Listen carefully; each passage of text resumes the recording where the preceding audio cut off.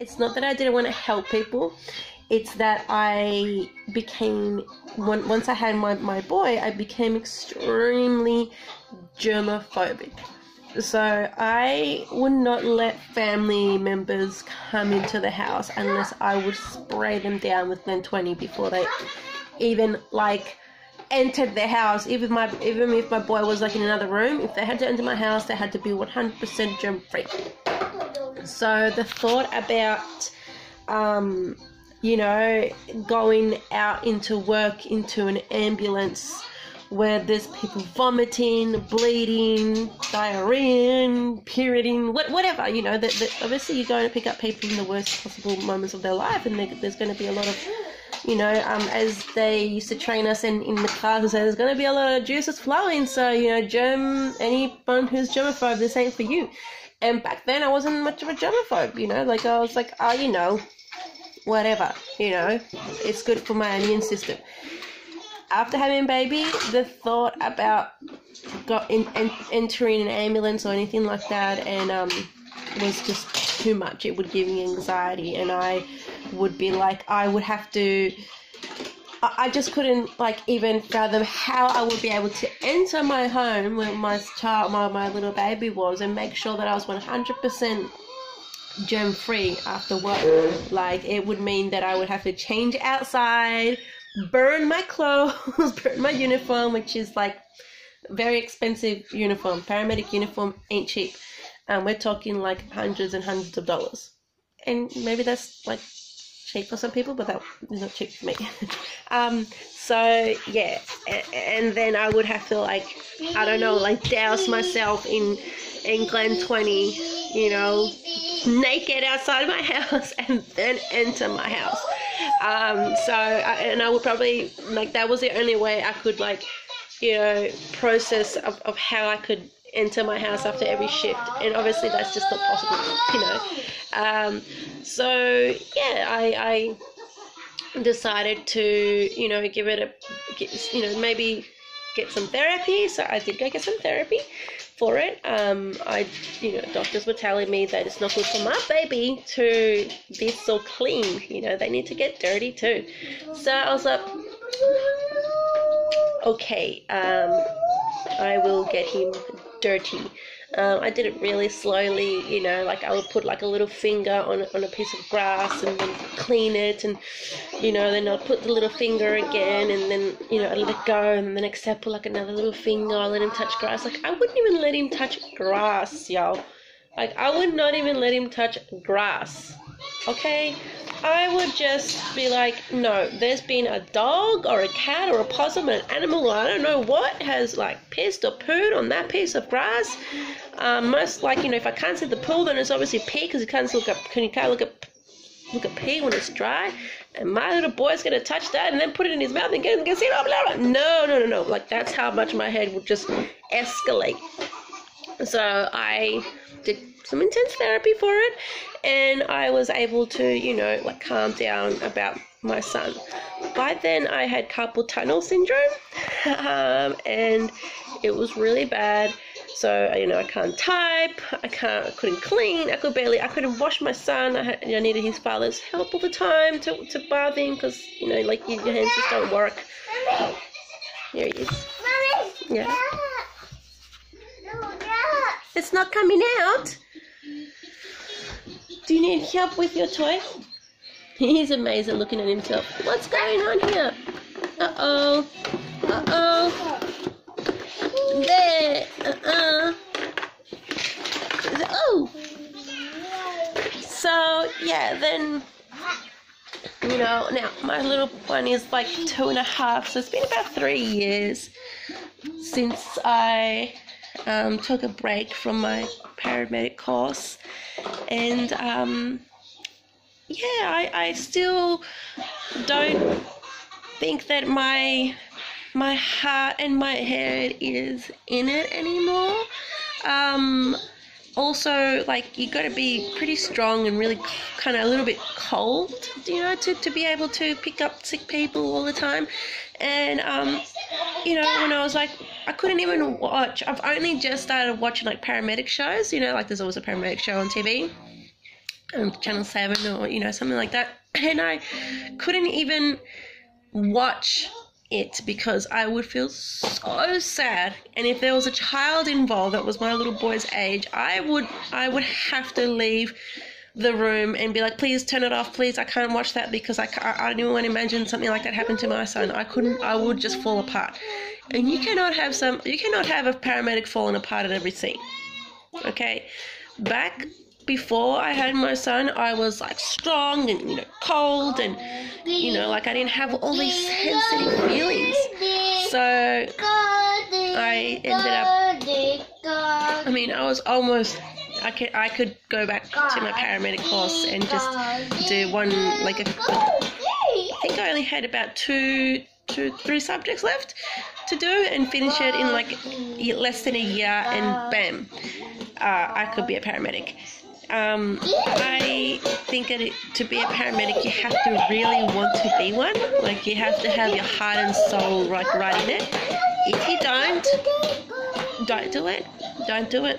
Don't do it. And it was very hard for me to tell my family and friends and that I, you know, that I didn't want to go back. I didn't want to go back and finish that course, you know. So it took me years to get into paramedic course. I felt like it's all I ever wanted to be, and I change. And you know what, people, we're changing all the time. And yeah, sometimes I wish I was, you know, that person again that I was, that could handle all those things. And you know what? If I'm not, it's not meant to be. If I had to change, it's obviously because God has, you know, another plan for me. The paramedic course wasn't a complete waste because I did learn a lot. Okay, it made me grow up a lot. It made me learn a lot. It made me more intelligent. You know, any time spent at university is going to make you more intelligent. It's going to make you more well-spoken. So, yeah, just now I am thinking of. I started doing some, you know, early childhood education when my little one was really little, like he was like 1, and I wanted to do it because I wanted to mainly because I wanted to be at the same school as my son. I wanted to be my son's teacher.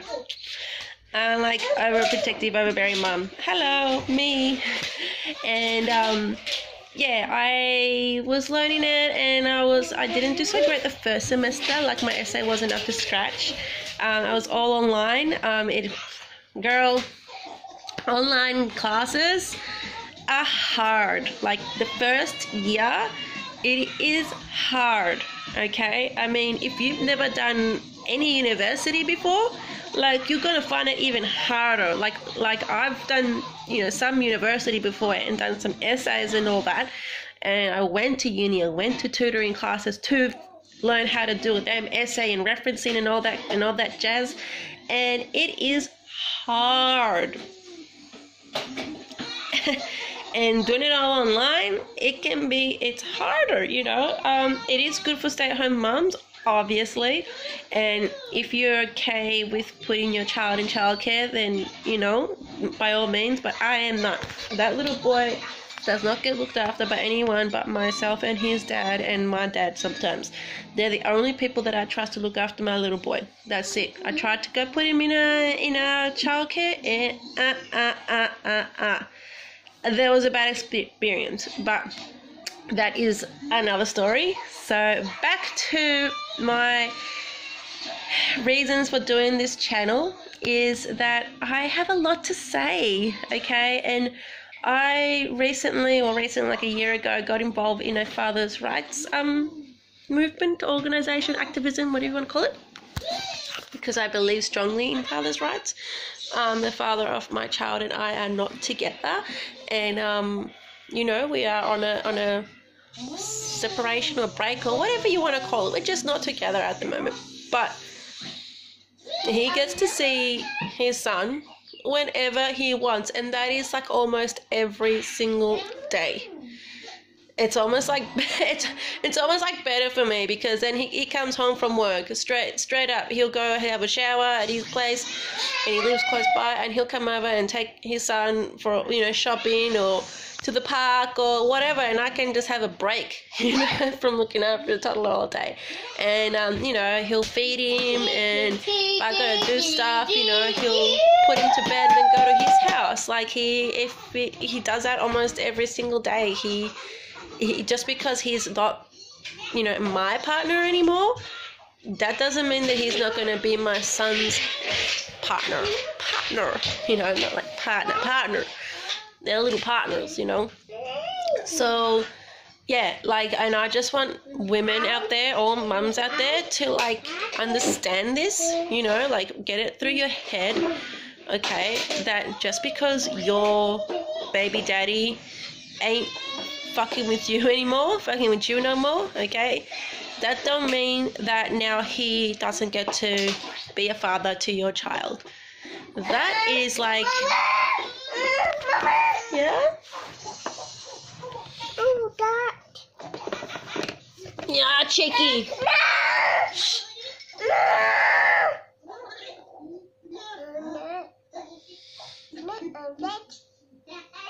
He's trying to do what I'm doing. Talk to the camera. Say how much you love your daddy and your mommy.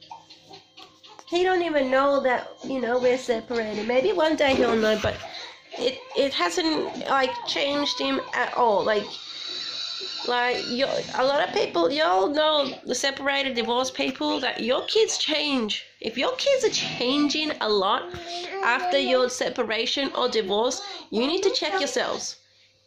Okay, you need to check yourselves. You guys need to sort it out. And women, like us women, if you're a stay-at-home mom, okay, you got a lot of time to think. Okay, let's be real here. You got a lot of time to think. Okay, you best start thinking to, you know, in ways to make your kids, okay, have a excellent relationship with their daddy, because the science is there. Everything's gonna back it up that any kids, boy or girl, that have a good relationship with their daddy, mommy, of course, you know, mommy, you know, we all know that kids need mommy, but they need their daddies. They need both their parents. But the kids that are involved in the daddies that are involved in the kids' lives, even after separation or divorce, do so much better than the ones that aren't. Okay, and don't give me that shit. Okay, that, oh, his daddy don't want to see him because he don't give me enough money. Oh, you know, oh, he's not working, he's a bum, he can only see me if he give me like $100. Like, your child, okay, is not a pawn. You do not grab your little creation that you made with a man, okay, with someone's sperm, alright? And lesbian couples, same thing. Like you obviously this doesn't go for women or people that were single the whole time. You know, that this is not for you, but this is for, like, you know, all couples. You know, same sex, everything. You decided to have a child with something. You decided to share a child with somebody else. That child got used to that person. That child loves that person.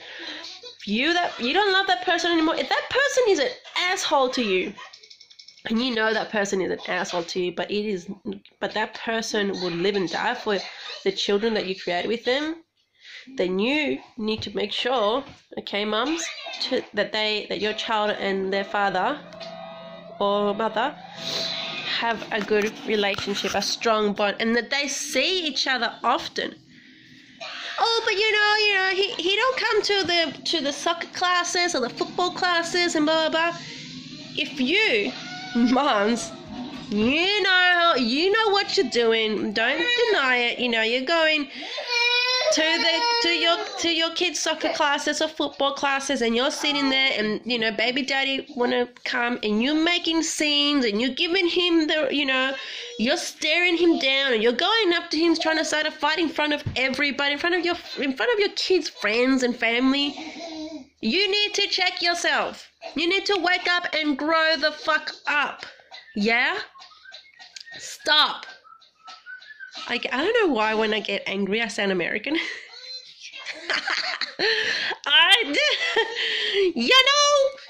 You need to stop. Hallelujah. I don't know why I sound American. Who cares? Probably because I watch like a lot of YouTube that are, you know, Muslim American. Oh well, you know, whatever. That's me. You don't like it? Next. So back to what I was saying. You know, if you notice that your kids are like, you know, changing a lot, their behavior's changing a lot, it probably means because I feel there's a big change, and they shouldn't. They obviously, you know, dad not coming home anymore is a big thing, but they need to be able to feel like that they are allowed to love their dad. Even he's telling you. You tell them. Tell them. Look how this kid is. Look at him. He's so happy. He has never stopped. Yeah, he's a toddler. Sometimes he has his bad days when he's tired. But when he ain't, he's just like the happiest kid. It has not changed, and I'm so proud. I'm proud of his dad too, but I'm more proud of me. Because if your mums out there know, if you really wanted to, you could destroy that relationship between father and son, or between daughter and father. You know, as women, we are manipulative. We all about the head fuck games. You know, we know how to play those games. We're much better at it than men. Well, most of us anyway. Okay? So, please, put your kids first. Put your kids first. You're going to find another man soon. He's going to find another woman soon. It doesn't matter who does it first. You know, if he finds another woman, you go meet her. You congratulate her. You shake her hand. You give her a kiss on the cheek. You let her know that she is welcome in your family, because she's part of the family now. Okay, I know you're like, oh my god, I could never do that. I'll smash the bitch. Well, if you want to smash the bitch that your ex is with, you obviously still love your ex. You ain't over him, and you're being petty. Because if you ain't over your ex, you're gonna be acting like that, like you want to bash the new woman. Okay, and that just makes you look petty. It makes you look like a desperate drama queen, you know. And I feel sorry for the man that put a dick in you and made a baby. You need to grow up, okay? You're going to find a man too, okay? You're going to find a man too, girl, because, you know, us women, it's a lot easier for us women to find a man. And men, all they want is, you know, and if we're going to give it to them, they're going to stay around. So, girl, you're going to want your man, okay, to meet your ex, your baby daddy, and get along too, you know. And the only way you can do that is by, you know, leading by example. You're doing the same. If your baby daddy got a problem with a new man, trust me, girl, trust me on this one. And I'm not trying to, you know, give double standards and all that. But men know men. Men can sniff out a lot better an asshole, okay, in your life than anybody else. And if you're like, oh, I know that bitch ain't good for him, it is a lot easier for a man to bash you up and send you to hospital and molest your kids. Just saying. Hey, a woman can do the same. A woman can do the same. But let's be real. If your baby daddy gets with a woman and that woman is a psycho bitch and she try to bash him up, and all he gotta do is, you know, hold her, call the police, defend himself, whatever. If you get a new man and you're gonna try to bash him, he's the type that, you know, that's like, if you hit me, bitch, I'm gonna smash you, and he's gonna smash you out in front of your kids. And if your kid's gonna try to, you know, defend you and he's gonna smash them, your baby daddy's gonna say, I told you so. I told you so.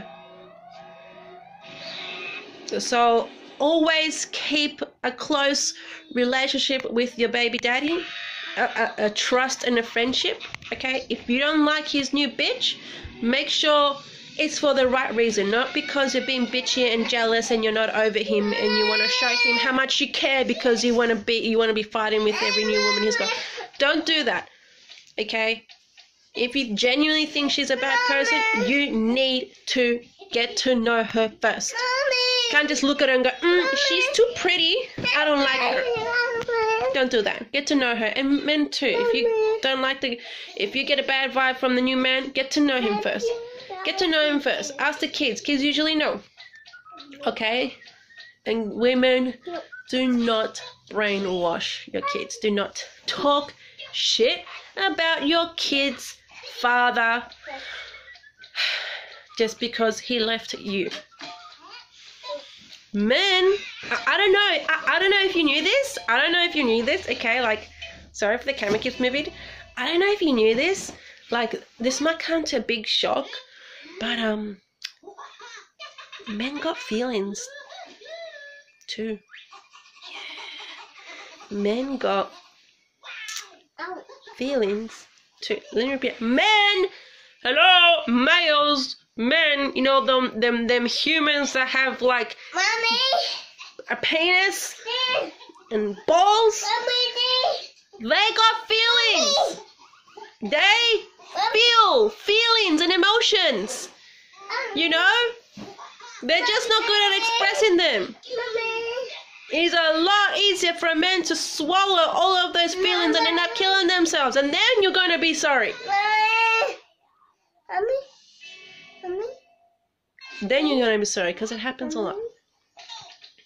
Alright, sweetheart. My little one needs attention. Okay? There.